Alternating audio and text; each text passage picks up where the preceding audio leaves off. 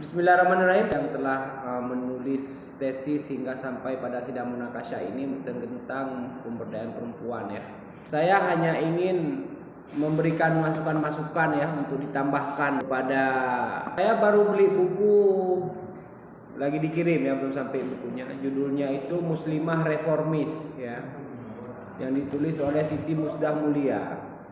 Saya sudah baca itu tahun 2005 kalau nggak salah. Tapi saya lupa apa isinya semuanya. Juga sudah baca buku tentang kesetaraan gender juga. Kalau nggak salah penulisnya itu Sri Suhanjati Sukri. Saya juga lupa isinya. Saya juga baca banyak majalah dari para aktivis NGO yang waktu pasca tsunami berada di Aceh. Majalahnya itu kalau nggak salah Cedau. Dari situ saya mendapatkan pemahaman bahwasanya pemberdayaan perempuan itu memang terbangunnya kesadaran bahwasanya perempuan itu adalah pihak yang memang perlu perhatian khusus, perlu dorongan khusus supaya mereka itu bisa setara dalam kompetisi bersama laki-laki. Jadi bagaimana kita mengusahakan perempuan berada di garis start yang sama untuk berkompetisi dengan laki-laki dalam banyak hal gitu ya, baik politik, pendidikan, ekonomi dan segala macam. Nah, kalau kita tidak perhatian terhadap ini, berarti kita masih diskriminatif terhadap perempuan. Jadi jangan disamakan perempuan dengan laki-laki dalam segala bidang, dalam terkait kemampuan mengaktualisasikan potensi. Oleh perempuan sendiri perlu daya dorong yang diberikan kepada perempuan sehingga dia mampu berkompetisi yang sama dengan laki-laki.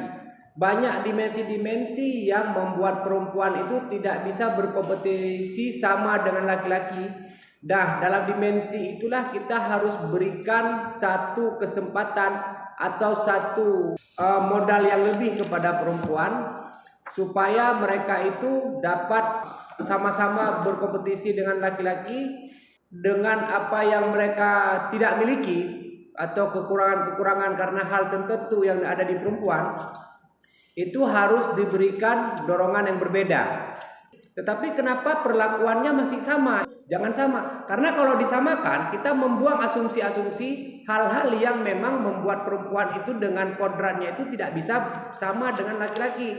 Misalnya ketika perempuan melahirkan, ketika perempuan hamil, ketika perempuan mengurus berbagai kebutuhan domestik dalam rumah tangga yang itu menjadi kelebihan mereka. Nah, hal-hal yang merintangi itu bagi mereka itu seharusnya kita tidak buat kompetisi yang sama dengan laki-laki.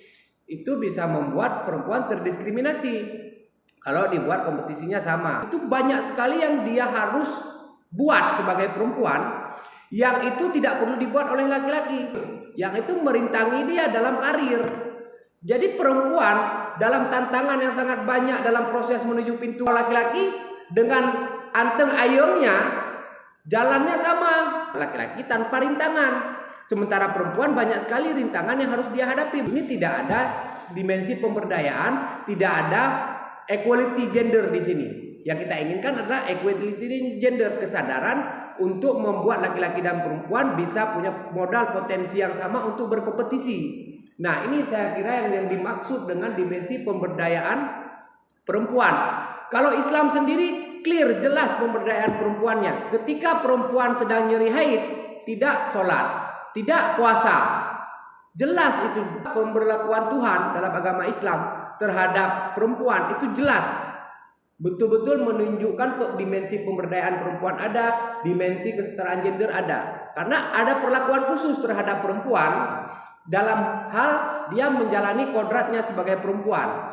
Hal ini juga sebenarnya dalam kehidupan perlu diperhatikan. Jangan dibuat adunya sama, jangan diadu sama untuk mengangkat beban yang sama. Padahal di pekan olahraga itu, misalnya olimpiade itu sudah ada perbedaan perlakuan terhadap perempuan. Jadi yang mengatur perempuan hari ini semuanya laki-laki. Nasib perempuan yang dialami oleh perempuan, yang dijalani oleh perempuan, yang dirasa oleh perempuan, tetapi yang ngatur itu laki-laki. Tengok hukum-hukum fikih semuanya ini yang ada hari ini, hukum-hukum agama. ilmu-ilmu tentang agama, keyakinan-keyakinan dalam agama, tauhid segala macam, itu semua diproduksi oleh laki-laki. Mana ulama perempuan yang berhasil melahirkan fatwa dalam sejarah? Enggak ada. Semuanya ulama laki-laki. Semua ahli fatwa yang berfatwa hari ini jika kita menjalankan laki-laki. Ahli-ahli fikih sehingga muncul ilmu-ilmu fikih berbagai bidang, berbagai mazhab, berbagai aliran, itu semuanya yang bikin laki-laki. Jadi hari ini dunia ini dikontrol oleh laki-laki. Jadi masih diskriminatif sebenarnya.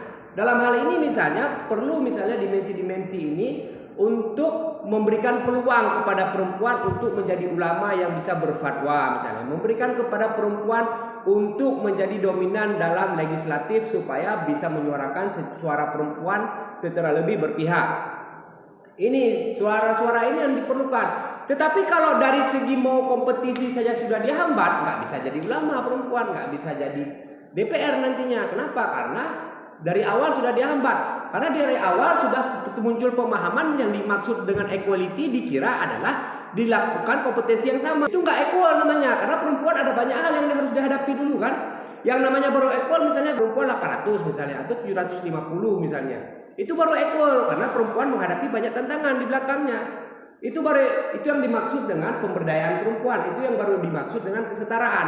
Jadi kesetaraan bukan arti penyamarataan, tetapi melihat dimensi-dimensi yang perempuan itu tidak bisa karena kodratnya. Ketidakbisaan itulah yang harus ditutupi dengan dukungan-dukungan apa misalnya. Itu yang dimaksud dengan kesadaran pemberdayaan perempuan dan kesadaran gender equality.